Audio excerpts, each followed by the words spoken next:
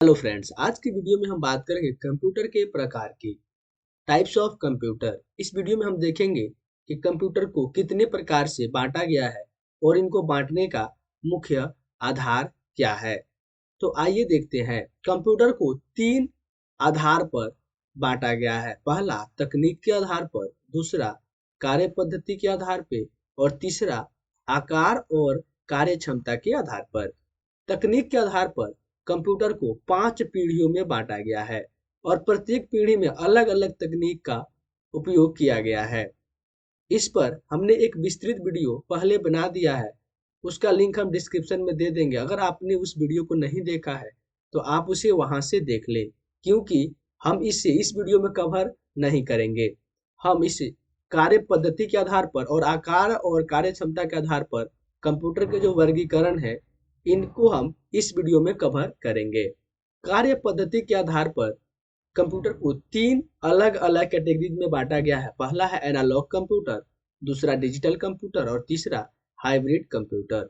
उसी प्रकार आकार और कार्य क्षमता के आधार पर कंप्यूटर को चार अलग अलग कैटेगरीज में बांटा गया है, जिसमें पहला है माइक्रो कंप्यूटर, दूसरा मिनी कंप्यूटर, तीसरा मेनफ्रेम कंप्यूटर और चौथा सुपर कंप्यूटर।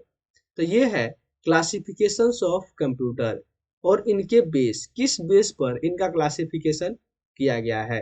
तो वीडियो थोड़ी सी लंबी होगी, लेकिन वीडियो को एंड तक जरूर देखें ताकि आपका कंप्यूटर के प्रकार से सब बनने वाले सभी प्रश्न आपकी समझ में आ जाए।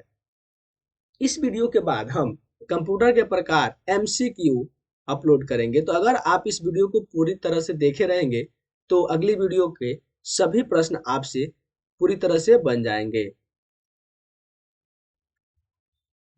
कार्य पद्धति के आधार पर पहला प्रकार है एनालॉग कंप्यूटर। एनालॉग कंप्यूटर वैश्विक कंप्यूटर जिसमें डेटा का निरूपण को इंग्लिश में कहते हैं इनपुट।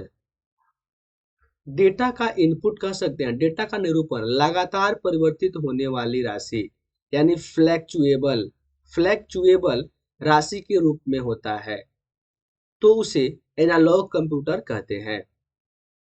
लगातार परिवर्तित होने वाली भौतिक राशियों को एनालॉग राशि कहा जाता है, यानी कि वह सभी राशियां जो लगातार परिवर्तित होती हैं एनालॉग राशि है।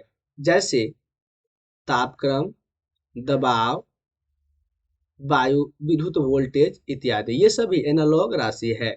और जो कंप्यूटर एनालॉग राशियों को निरूपित करता है, इनपुट के रूप में लेता है, वह एनालॉग कंप्यूटर है। एनालॉग कंप्यूटर का उपयोग बैरोमीटर वायु दाब मापी में, स्पीडोमीटर में और वोल्टमीटर इत्यादि में होता है। एनालॉग कंप्यूटर के और भी बहुत से उपयोग हैं जिनको हमने इस वीडियो में कवर नहीं किया है, क्योंकि अगर हम सभी उपयोगों को कवर करेंगे तो वीडियो काफी लंबी हो जाएगी। और ये जो बैरोमीटर, स्पीडोमीटर और वोल्टोमीटर है, इनका अब डिजिटल भी आ गया है, डिजिटल मीटर उपलब्ध हो गया है। कार्य पद्धति के आधार पर on the basis of working technology computer का दूसरा प्रकार है डिजिटल कंप्यूटर। डिजिट से बना है डिजिटल, यानी कि वह कंप्यूटर जो इलेक्ट्रॉनिक संकेतों पे चलते हैं और गणना के लिए द्विआधारी अंक पद्धति बाइनरी नंबर सिस्टम का प्रयोग करते हैं, डिजिटल कंप्यूटर कहा जाता है। बाइनरी नंबर सिस्टम को मशीन लैंग्वेज के नाम से भी जाना जाता है। मशीन लैंग्वेज के नाम से जाना जाता है। ये मशीन लैंग्वेज जो है वो कंप्यूटर के समझने वाला भाषा है। कंप्यूटर सिर्फ मशीन लैंग्वेज को ही समझता है। वर्तमान में उपयोग होने वाले सभी पीसी डिजिटल कंप्यूटर ही है। डिजिटल कंप्यूटर डिजिटल पद्धति का ही उपयोग करते हैं। जितने भी पीसी हम उपयोग करते हैं, जैसे वर्तमान में जो आप डेस्कटॉप उपयोग करें, लैपटॉप उपयोग करें या फिर कोई भी आप दूसरी पीसी यूज करें, तो वो सभी डिजिटल कंप्यूटर के ही प्रारूप है। डिजिटल कंप्यूटर का उपयोग घरों में, ऑफिसों में और बाकी सभी जगह जहां भी हम नॉर्मली उपयोग करते हैं वहां पे इनका उपयोग किया जाता है। हाइब्रिड कंप्यूटर कार्य पद्धति के आधार पर तीसरा कंप्यूटर होता है, यह है hybrid computer. Hybrid computer digital computer और एनालॉग कंप्यूटर का मिश्रित रूप है, इनका मिक्सर है। इसमें गणना करने के लिए और प्रोसेसिंग करने के लिए डिजिटल रूप का इस्तेमाल किया जाता है तथा इनपुट और आउटपुट के लिए एनालॉग रूप का इस्तेमाल किया जाता है। यहाँ देख सकते हैं एनालॉग कंप्यूटर और डिजिटल कंप्यूटर को मिलाया गया है तो बना है हाइब्रिड कंप्यूटर। और डेफिनेशन के अनुसार कंप्यूटर इनपुट और आउटपुट लेते समय इनपुट और आउटपुट जो है वह एनालॉग कंप्यूटर के रूप में लेती है और डिजिटल कंप्यूटर के रूप में उसे प्रोसेस करती है। तो यह है आपका हाइब्रिड कंप्यूटर। हाइब्रिड कंप्यूटर के उपयोग, uses of hybrid computer. Hybrid computer का उपयोग मेडिकल फील्ड में होता है, जैसे आईसीयू में लगे कंप्यूटर हाइब्रिड कंप्यूटर होते हैं। उसके बाद आपके एक्सरे रूम में लगे कंप्यूटर हाइब्रिड कंप्यूटर होते हैं। अल्ट्रासाउंड रूम में लगे कंप्यूटर्स हाइब्रिड कंप्यूटर होते हैं, क्योंकि ये कंप्यूटर कोई भी डिजिट के रूप में इनपुट नहीं लेते हैं। ये सभी भौतिक राशियों, भौतिक फ्लेक्सुएबल राशि जो है उनको लेते हैं इनपुट के रूप में। जैसे आईसीयू में ये किसी के शरीर में लगते हैं तो ये पल्स लेते हैं, हार्ट रेट के रूप में इनपुट लेते हैं और उसे मॉनिटर पे शो करते हैं डिजिट में कि कितना आपका हार्ट रेट है या फिर आपका पल्स कितना है। एक्सरे कराने हम जाते हैं तो ये इनपुट जो है वो प्रकाश के रूप में लेते हैं और हमें एक इसका जो आउटपुट है वो हमें डिजिट के रूप में मिलता है। अल्ट्रासाउंड में भी ऐसे ही होता है और बाकी मेडिकल कंपोनेंट में भी हम लगभग सब जगह यही देखते हैं कि इनपुट के रूप में फ्लेक्सिबल अमाउंट जो है डेटा राशियों को लिया जाता है और आउटपुट के रूप में डिजिटल डेटा मिलता है हमें। दूसरा उपयोग है हमारा डिफेंस क्षेत्र में। रक्षा में भी हाइब्रिड कंप्यूटर का इस्तेमाल मुख्य रूप से बहुत ही ज्यादा किया जाता है। और तीसरा है साइंस में। साइंस में भी हाइब्रिड कंप्यूटर का इस्तेमाल किया जाता है आकार और कार्य क्षमता के आधार पर। तो हमने देखा कि कंप्यूटर को उनके कार्य पद्धति के आधार पर 3 भागों में बांटा गया था। अब आकार और कार्य क्षमता के आधार पर, on the basis of size and working capacity, computer का पहला प्रारूप है माइक्रो कंप्यूटर। माइक्रो नाम ही है माइक्रो, माइक्रो मतलब होता है सूक्ष्म, छोटा, बिल्कुल ही छोटा। माइक्रो कंप्यूटर जो है वैसे कंप्यूटर जिसमें प्रोसेसर के रूप में माइक्रो प्रोसेसर का उपयोग होता है। अगर आपसे पूछा जाए कि माइक्रो कंप्यूटर में कौन से प्रोसेसर का इस्तेमाल किया जाता है तो हम कहेंगे माइक्रो प्रोसेसर। माइक्रो प्रोसेसर का उपयोग माइक्रो कंप्यूटर में होता है और इस प्रकार के कंप्यूटर पर एक बार में एक ही यूजर कार्य कर सकते हैं, इसीलिए इसे सिंगल यूजर भी कहा जाता है। सिंगल यूजर कंप्यूटर भी कहा जाता है। एक साथ इसमें 2 या 3 यूजर काम नहीं कर सकते, इसीलिए इसे personal digital assistant PDA, personal digital assistant PDA या व्यक्तिगत कंप्यूटर पर्सनल कंप्यूटर के नाम से जाना जाता है।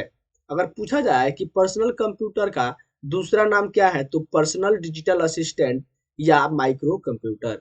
माइक्रो कंप्यूटर के प्रकार, माइक्रो कंप्यूटर को 3 प्रकार में मुख्यतः बांटा जाता है। पहला होता है डेस्कटॉप कंप्यूटर, जिसमें माउस, कीबोर्ड, मॉनिटर और सीपीयू अलग अलग मिलते हैं और इसको हम एक डेस्क पर अरेंज करते हैं।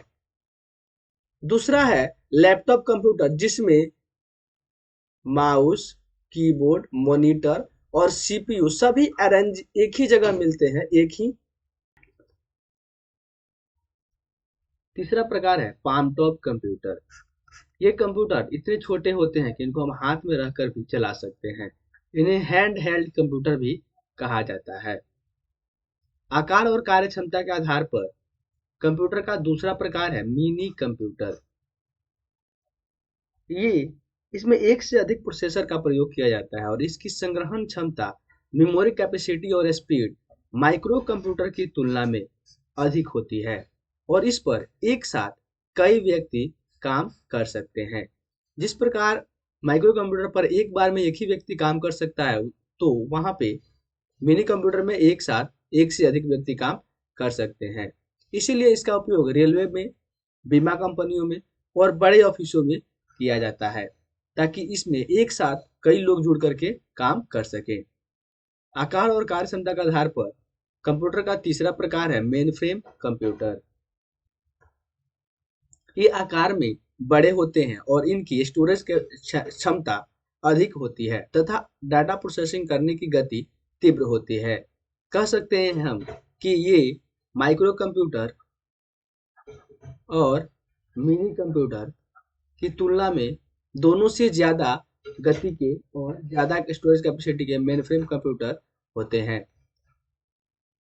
इस कंप्यूटर में एक साथ कई यूजर जुड़कर कार्य कर सकते हैं, इसीलिए इसे मल्टी यूजर कंप्यूटर के नाम से जाना जाता है। मेनफ्रेम कंप्यूटर में टाइम शेयरिंग तथा मल्टीटास्किंग प्रोग्रामिंग ऑपरेटिंग सिस्टम का प्रयोग किया जाता है। इसीलिए इसमें एक साथ एक मेनफ्रेम कंप्यूटर से कई टर्मिनल यानी कई कंप्यूटर जुड़ करके इसके गति का और इसके स्टोरेज कैपेसिटी का उपयोग करके काम करते हैं। मेनफ्रेम कंप्यूटर में एक मेन पीसी एक जगह स्थिर रहता है और इससे अलग अलग जगहों से अलग अलग पीसी जुड़ करके इसमें काम करते हैं यानी कि प्रोसेसिंग करते हैं, और इसीलिए इसे मल्टीटास्किंग प्रोग्रामिंग में इसे बनाया जाता है और मल्टीटास्किंग प्रोग्रामिंग का उपयोग भी किया जाता है। आकार और कार्यक्षमता के आधार पर चौथा कंप्यूटर है सुपर कंप्यूटर। इसे नाम से स्पष्ट हो रहा है सुपर, वैसा कंप्यूटर जो सुप्रीम पावर वाला हो। अत्यधिक तीव्र प्रोसेसिंग शक्ति और विशाल भंडारण क्षमता वाले कंप्यूटर सुपर कंप्यूटर कहलाते हैं। तो वैसे कंप्यूटरों को जिसकी कैपेसिटी ज्यादा हो और मेमोरी कैपेसिटी बहुत ज्यादा हो तो उसे सुपर कंप्यूटर के नाम से जाना जाता है। इनका निर्माण उच्च क्षमता वाले हजारों प्रोसेसरों, एक सुपर कंप्यूटर में हजारों प्रोसेसर लगे होते हैं, समानांतर क्रम में जोड़ करके किया जाता है। यानी कि सुपर कंप्यूटर में जो प्रोसेसर लगाए जाते हैं वो समानांतर क्रम पैरेलल ऑर्डर में लगे होते हैं। सुपर कंप्यूटर की गति की गणना फ्लॉप्स फ्लोटिंग पॉइंट ऑपरेशंस पर सेकंड में की जाती है। वर्तमान में सुपर कंप्यूटर की गति पेटा फ्लॉप्स में मापी जाती है। अभी जो है जितने का सुपर कंप्यूटर है इनकी गति पेटा फ्लॉप्स में मापी जाती है और पहले फ्लॉप्स में मापी जाती थी। सुपर कंप्यूटर का उपयोग वैज्ञानिक और तकनीक के क्षेत्र में होता है। वैज्ञानिक इसका इस्तेमाल करते हैं और टेक्नोलॉजी के क्षेत्र में इसका इस्तेमाल किया जाता है। पेट्रोलियम उद्योग में सुपर कंप्यूटर का उपयोग तेल के कुओं को ढूंढने और पेट्रोलियम भंडार के बारे में जानकारी एकत्रित करने के लिए किया जाता है।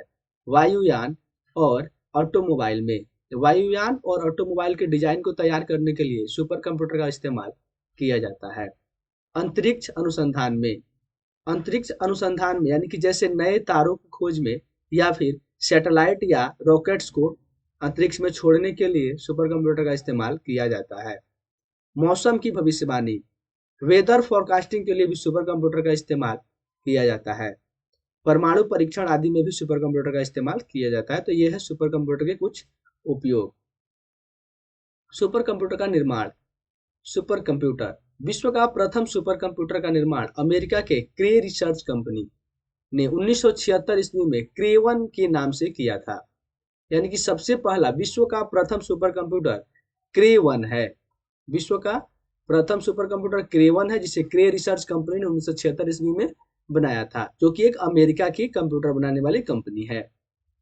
सुपर कंप्यूटर के क्षेत्र में सर्वाधिक योगदान के लिए सैमोर क्रे को सुपर कंप्यूटर का जनक कहा जाता है।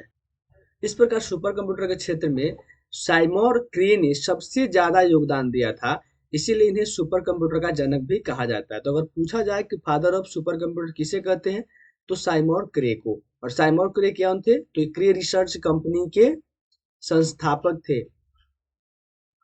भारत में सुपर कंप्यूटर, भारत के कौन कौन सुपर कंप्यूटर्स हैं? तो भारत का सबसे पहला सुपर कंप्यूटर है परम 800। यह सीडेक द्वारा विकसित भारत का पहला सुपर कंप्यूटर था, जिसे 1991 में सीडेक के निर्देशक डॉक्टर विजय भास्कर ने इसका निर्माण किया था। तो अगर पूछा जाए कि भारत का सबसे पहला सुपर कंप्यूटर कौन है तो वह है परम 8000 परम 8000, और यह सीडेक के द्वारा बनाया गया था 1991 ईस्वी में, और इसको बनाने वाले थे डॉक्टर विजय भास्कर।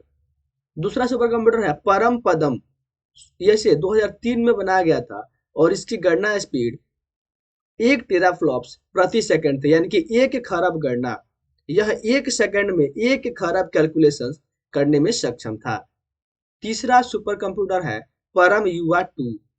इसका निर्माण 2013 में किया गया और इसे सीडेक के द्वारा ही विकसित किया गया सबसे तेज गति का सुपर कंप्यूटर है। भारत में निर्मित सबसे तेज गति का सुपर कंप्यूटर परम युवा 2 है, जिसकी गणना स्पीड 500 टेराफ्लॉप्स प्रति सेकंड है, यानी कि 500 खरब गणना प्रति सेकंड या कैलकुलेट कर सकता है। उसके बाद अनुपम सीरीज के सुपर कंप्यूटर का विकास BARC Bhabha atomic research centre Mumbai द्वारा किया गया। अगर पूछा जाए कि अनुपम सीरीज के सुपर कंप्यूटर का विकास किसने किया, तो बार्क ने। बार्क यानी कि भाभा एटॉमिक रिसर्च सेंटर ने। पेस, पेस का पूरा नाम होता है processor for aerodynamic computation and evaluation. Series के सुपर कंप्यूटर का निर्माण अनुराग, अनुराग का पूरा नाम है advance numerical research and analysis group, Hyderabad द्वारा DRDO defence research and development organisation के लिए किया गया था। तो यह थे क्लासिफिकेशन ऑफ कंप्यूटर। इस वीडियो में हमने देखा कंप्यूटर के प्रकार, टाइप्स ऑफ कंप्यूटर। अगली वीडियो में हम देखेंगे टाइप्स ऑफ कंप्यूटर का MCQ, टाइप्स ऑफ कंप्यूटर का MCQ मल्टीपल चॉइस क्वेश्चन।